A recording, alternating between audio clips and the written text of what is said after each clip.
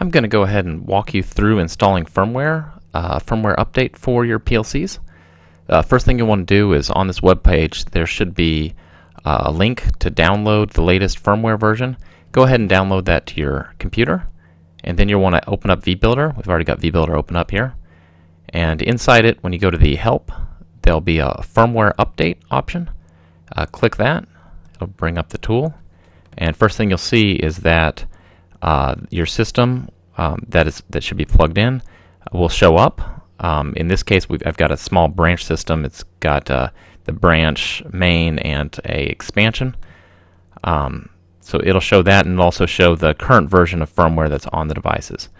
Now I'll go and I'll find the firmware file on my machine.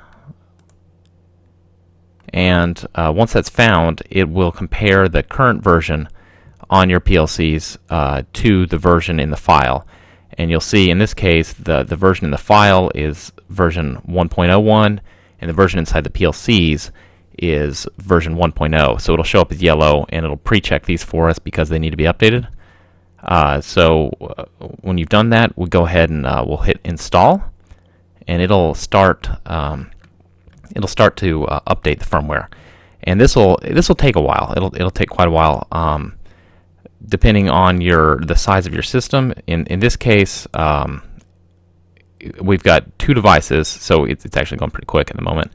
If you had a much larger system, or if you already had programs inside your PLCs, that can also affect the speed. But don't be surprised if this takes a while if you have a very large system. It will pause for moments inside the install process while it connects and disconnects from devices.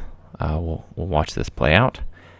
At the end here, when it reaches the end, it will re-enable the install button, and it'll also update the versions on the PLCs themselves. So we'll wait for that to happen. If it doesn't happen after a few seconds, sometimes, and this may be a case right now, you'll just want to physically unplug the USB cable.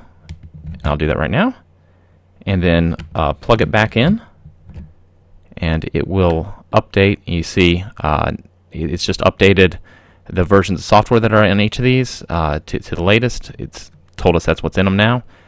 So we're good to go here. We're all done. Let me know if you have any questions. Thank you.